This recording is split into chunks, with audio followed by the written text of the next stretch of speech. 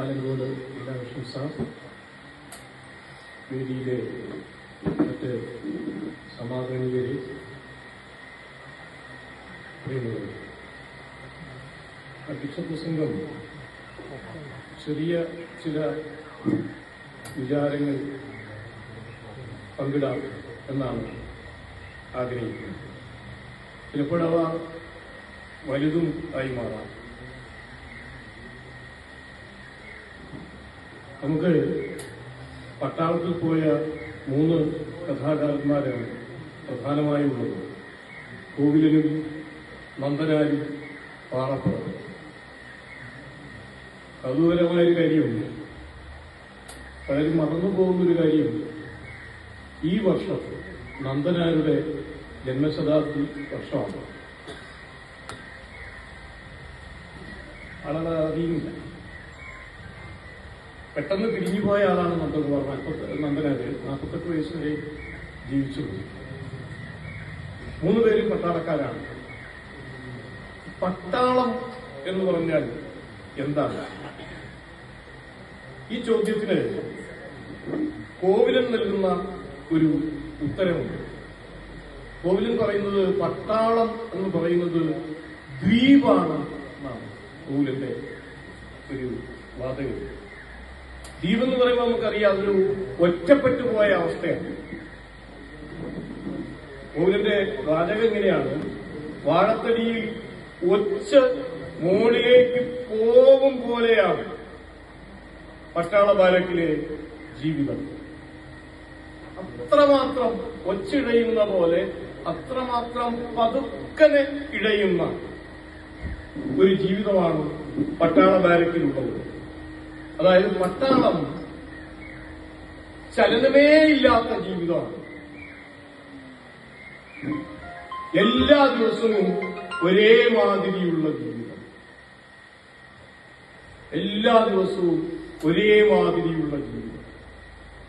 അങ്ങനെ ജീവിതമുള്ള ഒരു വിഭാഗം മറ്റൊരു വിഭാഗത്തെ പറ്റി ഒരുപാട് അധ്യാപകരിരിക്കുന്ന സദസ്സായതുകൊണ്ടേ പറയാം. മറ്റൊരു വിഭാഗത്തെ പറ്റി സുകുമാർ അഴീക്കോട് പറഞ്ഞു, പിന്നെ ഒരു വിഭാഗമുള്ള അധ്യാപകരാണ്.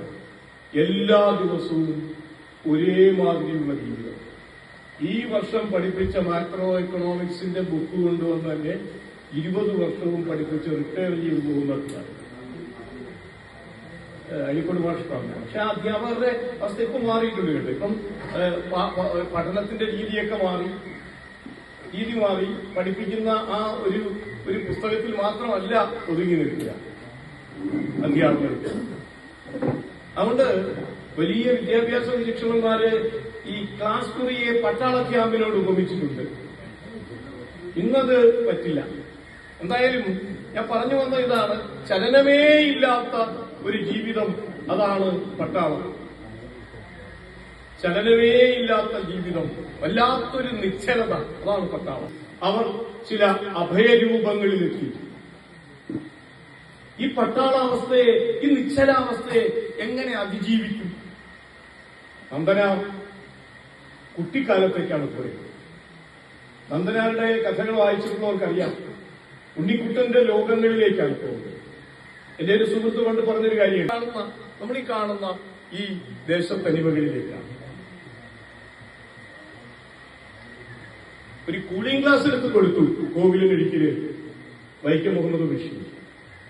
എന്നിട്ട് ആ കൂളിംഗ് ഗ്ലാസ് വെച്ചിട്ട് നന്നായി ഈ ചുറ്റുപാടും ഒന്ന് നോക്കാൻ പറഞ്ഞു. ബഷീർ മിലിറ്ററി നോവലുകൾ വായിക്കാൻ മാത്രമല്ല കോവിലിനോട് പറഞ്ഞത്, ഒരു കൂളിംഗ് ഗ്ലാസ് കൊടുക്കുക കൂടി ചെയ്തു. ആ കൂളിംഗ് ഗ്ലാസിലൂടെ കോവിലൻ ഈ കണ്ടാണശ്ശേരിയുടെ കാർഷികമായ മണ്ണിലേക്ക്, കണ്ണാടശ്ശേരിയുടെ ഈ കാർഷികമായ ജീവിതാവസ്ഥാന്തരങ്ങളിലേക്ക് സൂക്ഷ്മമായി നോക്കി. അങ്ങനെയാണ് കോവിലൻ തന്റെ ഈ നിശ്ചലാവസ്ഥയെ അതിജീവിച്ചത്. നാട്ടുപദങ്ങളിലേക്ക് നോക്കി.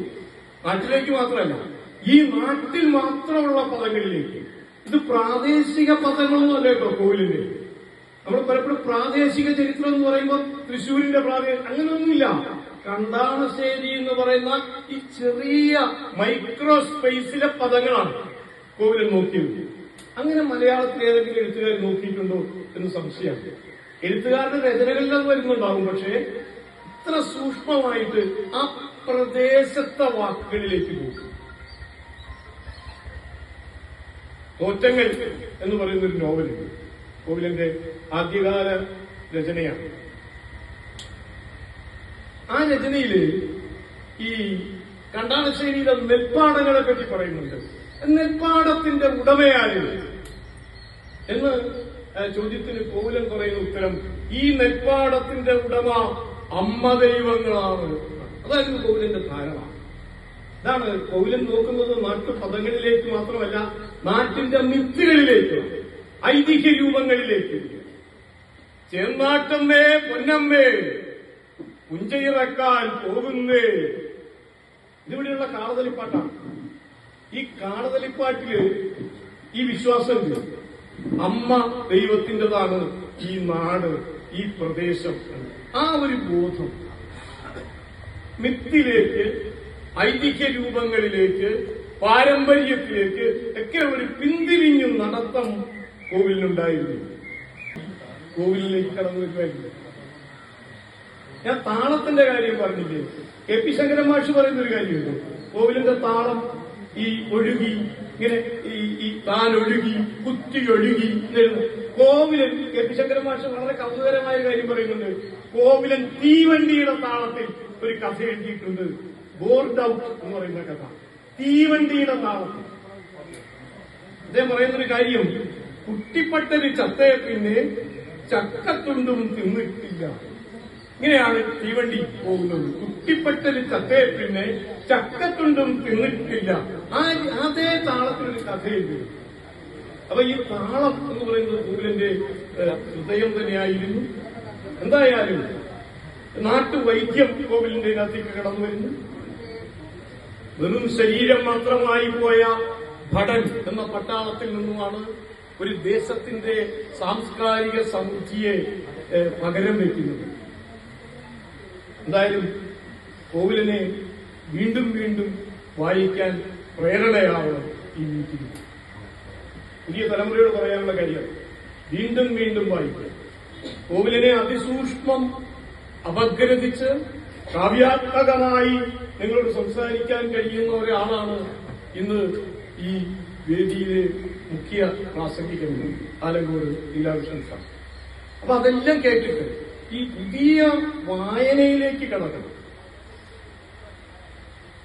അതാണ് പ്രധാനം. ഈ വാക്കെന്ന് പറയുന്നതിന് ഈ വാക്കുകൊണ്ട് ആഴത്തിൽ അഗ്നിയുടെ തീർത്ത എഴുത്തുകാരുടെ അടുത്ത് അദ്ദേഹം ഒരിക്കൽ പറഞ്ഞിട്ടുണ്ട് ഒരു കഥയില്, ഞാൻ കുതറും കെട്ടുപൊട്ടിക്കും പാഞ്ഞു പോകും.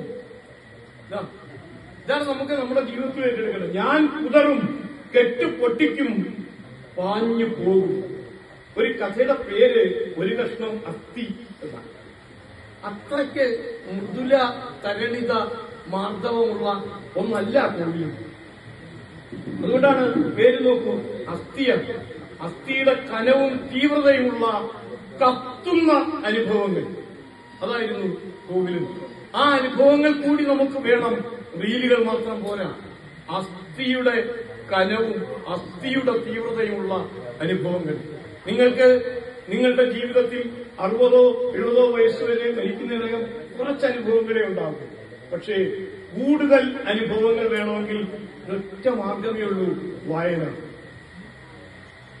ആ തീവ്രതരമായ അനുഭവങ്ങളുടെ ലോകത്തേക്ക് നിങ്ങളുടെ വരും ദിനങ്ങൾ മാറട്ടെ എന്ന് ആഗ്രഹിച്ചുകൊണ്ട് ഞാൻ ഈ പ്രഭാഷണം അവസാനിപ്പിക്കുന്നു. നന്ദി, നമസ്കാരം.